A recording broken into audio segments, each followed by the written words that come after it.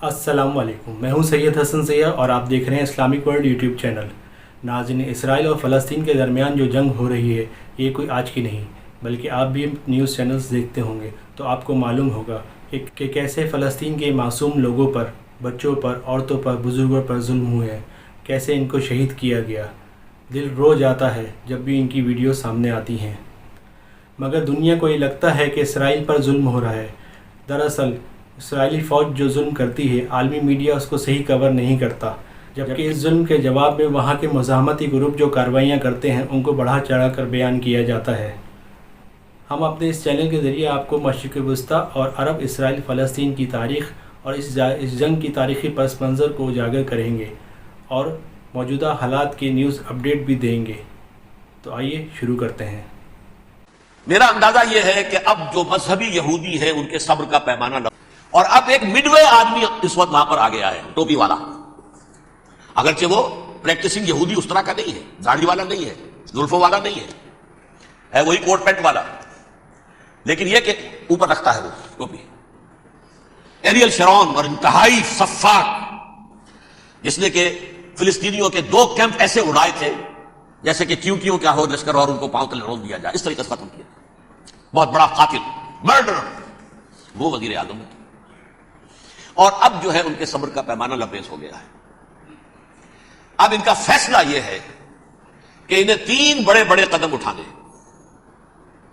Number 1, फिलिस्तीनियों का खात्मा, ethnic cleansing. अगर ये फिलिस्तीनी रहते हैं यहां पर तो अगर 10 हम इनके मारेंगे तो 2-3 ये हमारे मार देंगे।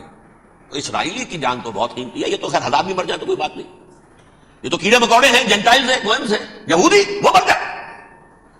लिहाजा इनका टंटा बुकाओ, अब इनको खत्म करो।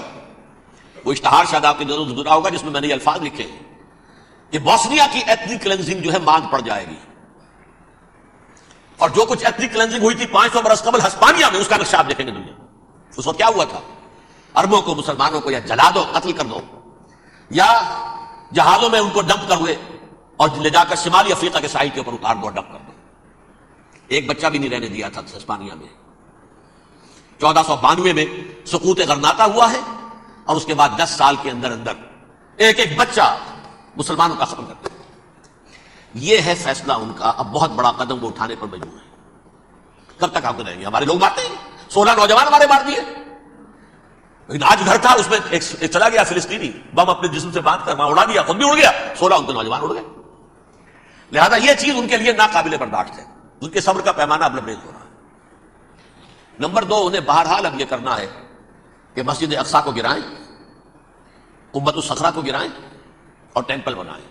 यह इंतिफादा जो अब शुरू हुआ 1 साल पहले से, यह शेरोन ने दौरा किया था, मस्जिद अक्सा में गया था और इसने 3rd टेंपल की तामीर के लिए एक पत्थर जो है, बुनियाद का पत्थर रखने का इरादा जाहिर किया, जिस पर फिलिस्तीनी नौजवान उठे, वो ईंटें लेकर और रोड़े लेकर, और उस वक्त से यह सिलसिला चल रहा है। कितने मारे जा चुके फिलिस्तीनी, लेकिन कुछ ना कुछ यहूदी भी मरे, इसराइली भी मरे। और जैसा कि मैंने अर्ज किया, अब उनके सब्र का पैमाना लबरेज हो गया। Enough is enough. अब हम इस मामले को एक दफा जो है फाइनली खत्म कर देंगे और अब बनाएंगे। लिहाजा अब जो है कई टन वजन के वो जो पत्थर तैयार होकर आगे रख दिए गए हैं कि यहां ये बुनियाद पड़नी है, उसके अंदर ये पत्थर लगेंगे। बल्कि एक लतीफा भी मुझे याद आया है, ये कोई 30 साल पुरानी बात है। इस कुब्बतुस सखरा की मरम्मत हुई थी तो इसके ऊपर जो ये सोने की पतली चढ़ी हुई है, ये शाह हुसैन उर्दून वाले जो है, जाहिर बात था भी उन्हीं के तसल्लुत में, ये उन्हीं की तौलियत में था, सन 67 से पहले, उस जमाने की बात मैं कर रहा हूं। तो उन्होंने पता नहीं 30 मन था या 30 टन था सोना जो डोनेट किया था इसके ऊपर ये पतली चढ़ाने के लिए, जो बहुत बड़ा गुंबद नजर आता है पूरे के पूरे माहौल के ऊपर छाया हुआ।